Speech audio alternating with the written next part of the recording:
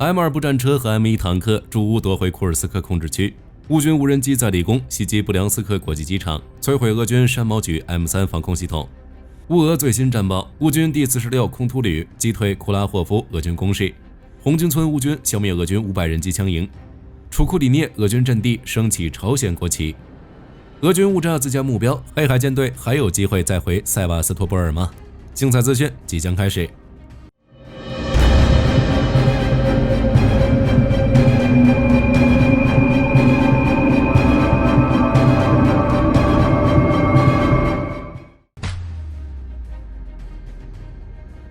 在希尔斯基司令抵达库尔斯克战区后，乌军发起了一次成功的反击，夺回了新伊万诺夫卡村。据开源情报报道，乌军总司令在视察了正在激烈战斗的第82和95旅的指挥部，并为前线士兵颁发奖章后，就开始积极部署了下一阶段的行动。具体细节尚未披露，但从战场表现来看，乌军第47旅做主力，在乌军第41机械化旅、95空突旅、第1坦克旅以及第17坦克旅的支援下发起反击。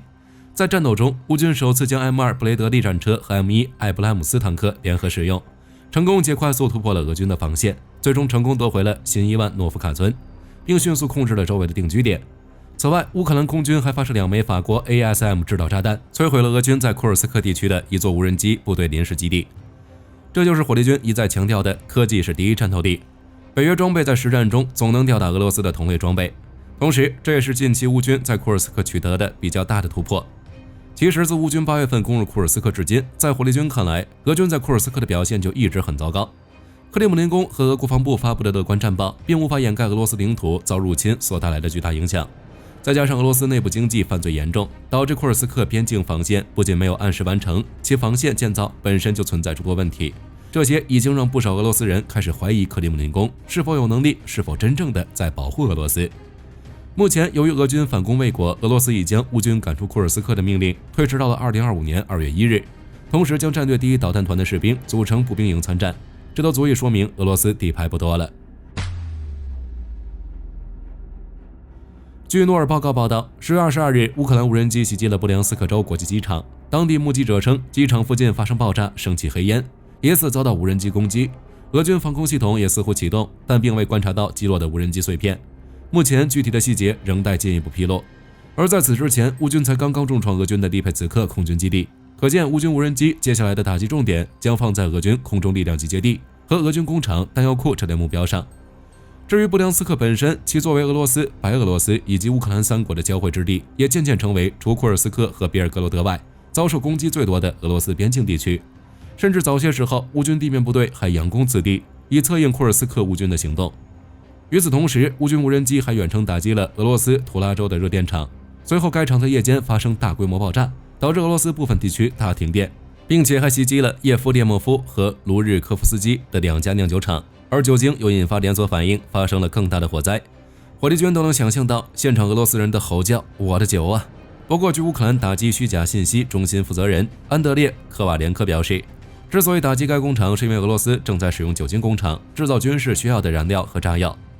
此外，俄罗斯在前线控制区也正不断遭受乌军无人机攻击。据乌克兰陆军总参谋部称，乌军在10月21日的夜间行动中摧毁了俄军一套山毛榉 M3 防空系统。据悉，乌军击毁的山毛榉 M3 是一款中程地对空导弹系统，能够击落70公里以外的目标，价值在4000万至5000万美元之间，具体取决于配置。其于2019年秋天才交给俄军使用，算是俄军最新款的武器系统。但现在它却被乌军只有几百美元的无人机摧毁。由此可见，经过这2年多的乌俄战争，乌克兰的军工水平有了大幅提升，无人机更是成为其王牌产品。泽连斯基日前还特别指出，乌克兰只会向拉姆斯坦国防联络小组中向其提供武器供应的国家出口无人机。回到战场上来，在哈尔科夫战区利布奇和沃夫昌斯克附近的乌军10月22日击退了俄军精锐摩托化突击队数次小规模攻势。随后，乌军第3突击旅以火力覆盖了这片区域，成功消灭了72名俄军士兵。俄军也因损失过大，降低了进攻频率。值得注意的是，据哈尔科夫集团军发言人叶夫赫尼·罗曼诺夫中校表示，为了对抗乌军无人机拦截器，俄军在该地区开始使用具有有线通信功能的无人机，来充当常规反坦克导弹使用。不过，罗曼诺夫中校也表示，俄军的有线无人机受到连接光纤线长度、电线重量以及容易卡在障碍物等原因，作战极为不便。而且乌军也已经开发出了对抗俄罗斯有限无人机的方法。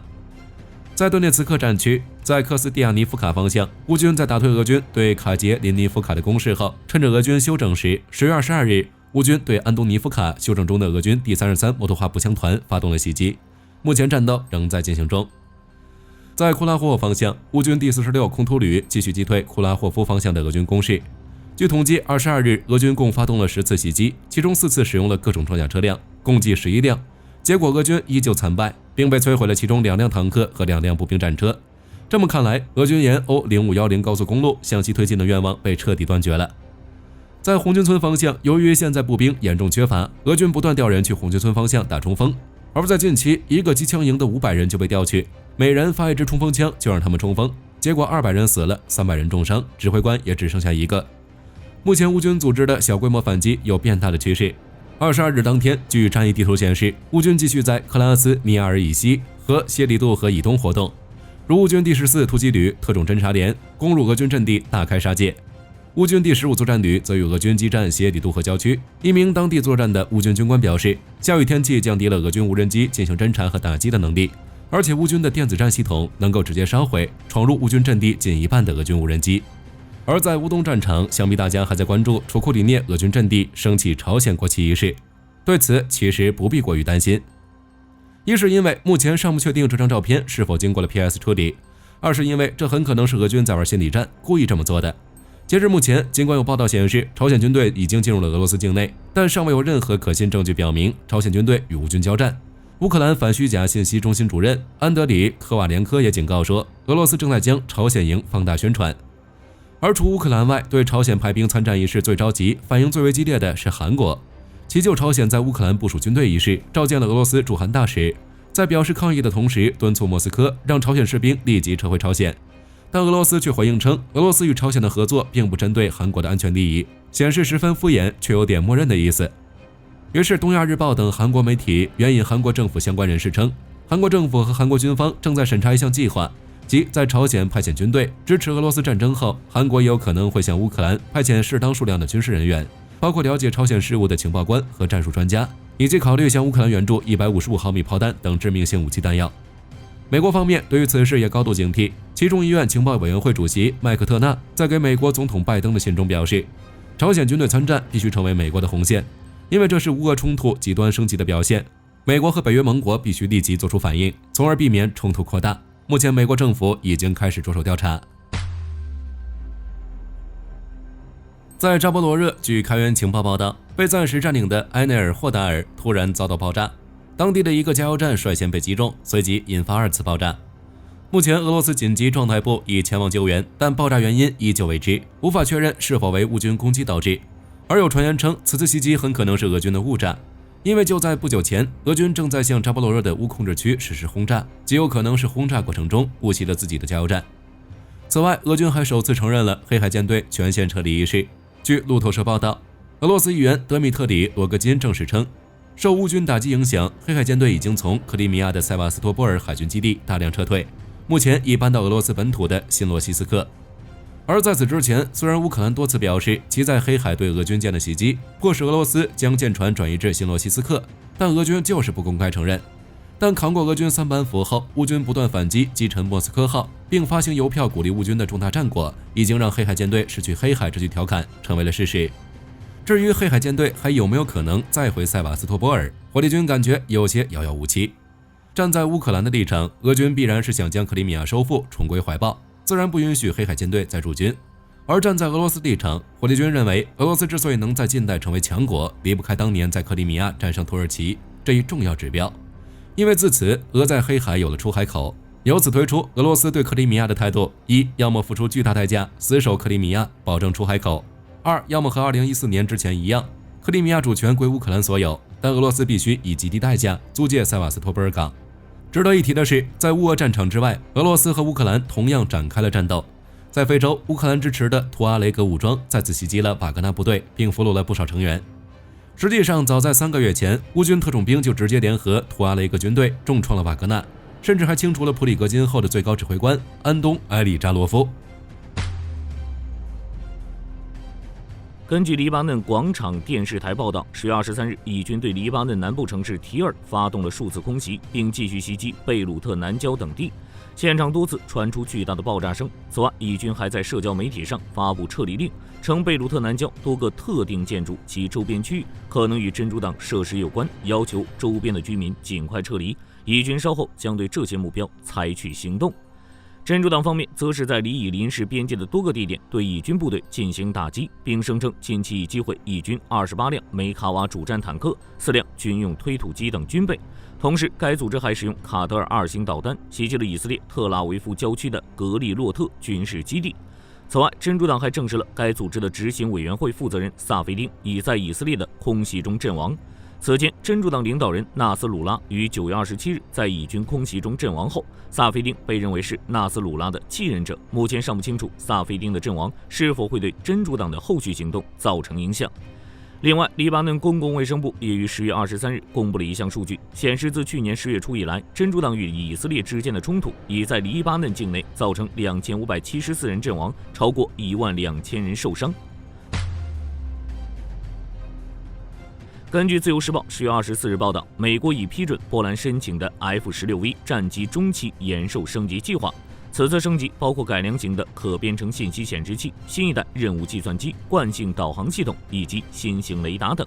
此外，还将加装内嵌式新型电站系统以及新型侦照加舱，借此全面提升战机的态势感知能力，总花费约73亿美元。波兰空军现有48架 F-16C/D Block 52战机，这些战机是该国于2003年以和平天空的名义向美国签约采购，自2006年起陆续进行换装，目前的平均机龄约20年。预计此次升级计划能够使该国空军在持续换装 F-35的同时，进一步强化现役机队的整体战力。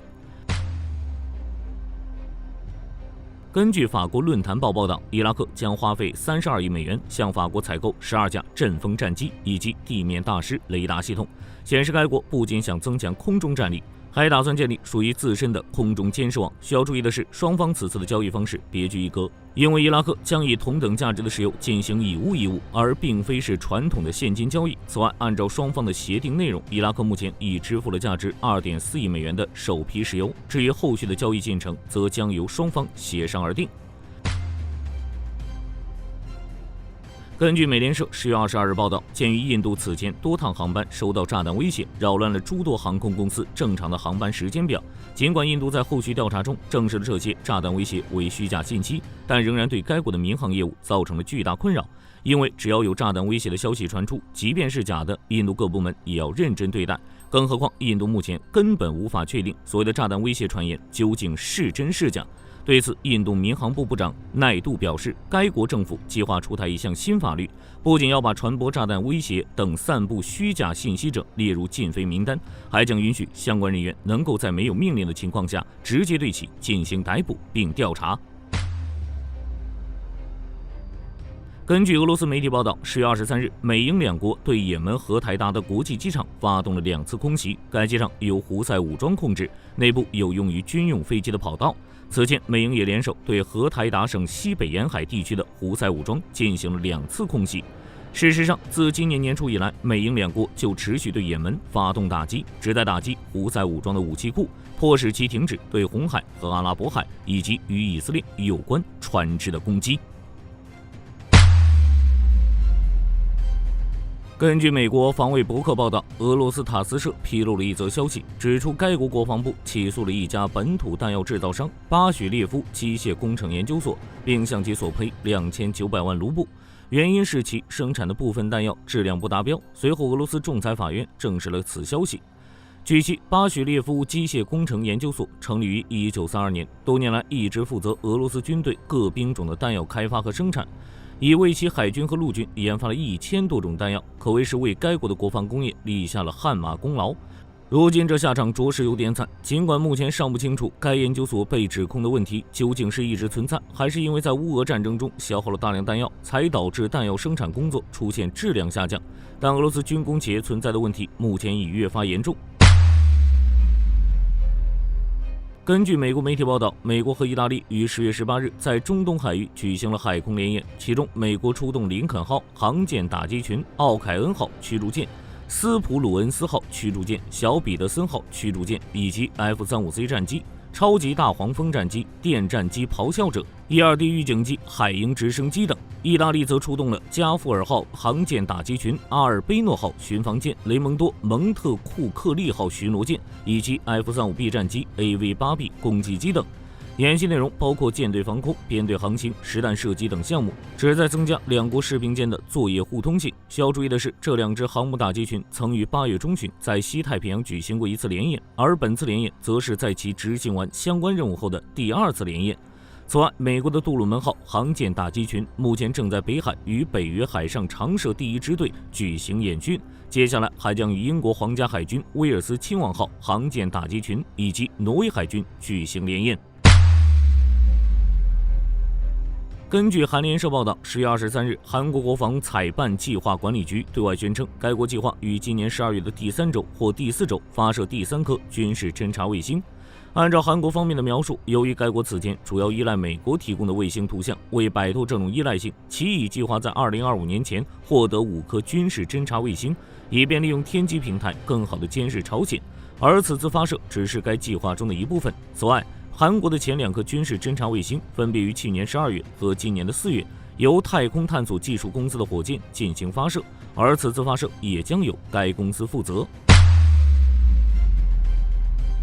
根据日本共同社报道，10月23日中午，隶属日本陆上自卫队木更津驻地的一架 V-22语音运输机，在参加美日利剑联演的过程中，紧急降落在海上自卫队陆屋航空基地。随后，木更津驻地传来消息，声称该运输机因未知原因导致发动机油压系统故障，警报灯亮起。为预防发生事故而着陆，当时机上共有6人，并未出现伤亡。目前，日本方面正在调查这架鱼鹰运输机的事故原因。需要注意的是，去年10月部署在横田的一架鱼鹰运输机从山口县岩国基地飞往冲绳县加手纳基地途中坠毁，造成机上8名士兵遇难。随后，美军于12月宣布停飞所有 V-22鱼鹰运输机。在经过数月整修之后，美军已经重新部署鱼鹰运输机，而此次的事故可能会让日本方面再次顾虑该系列运输机的安全问题。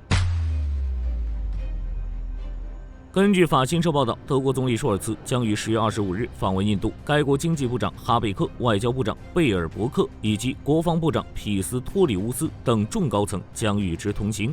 按照德国计划，舒尔茨在到达印度之后，会先行慰问停靠在果阿邦的2艘德国海军舰艇，这2艘舰艇将进行为期7个月的行动部署以及相关的联合演练。随后，舒尔茨将与德国众部长一起与印度就此行的目的展开讨论。媒体表示，德国此行有2个主要目的。第一是希望印度能够扩大绿色氢的生产规模，原因是随着俄罗斯石油和天然气供应减少，再加上该国自己定下的气候目标，德国迫切需要这种清洁能源。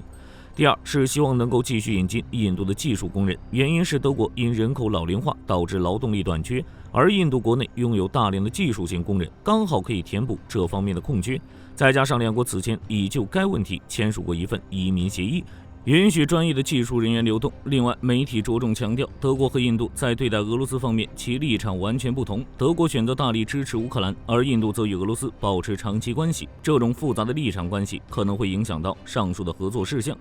针对这一问题，德国国际与安全事务研究所的一位人员进行了表态，其认为，即便德国和印度在对待俄罗斯方面有不同立场，也不一定会影响到2国进行更密切的合作。而且该人员还表示，德国此行还有意帮助印度减少对俄罗斯武器的依赖。根据路透社报道，10月23日，英国伯明翰机场收到相关通报，显示该机场可能会受到炸弹威胁。该机场在接到此消息后，立即取消了所有航班，并将尚未登机的乘客疏散到国家展览中心，已登机的乘客则被禁止下机，前往该机场的交通线路也被临时封锁。随后，伯明翰机场在社交平台上发文，证实该机场暂时停止营运，目前正在对可能存在的炸弹进行全面调查。根据黎巴嫩媒体和伊朗媒体综合报道，位于叙利亚东部代尔祖尔省的一个美国军事基地近日遭到多枚火箭弹袭击，并传出巨大爆炸声。目前并不知道具体的损失情况，而且在此次遇袭后不久，美军就对幼发拉底河以东的叙利亚管控区发起了进攻。好了，本期视频内容到这里就结束了。大家认为黑海舰队还有机会再回塞瓦斯托波尔吗？欢迎在评论区留言讨论。我是火力军，下期再见。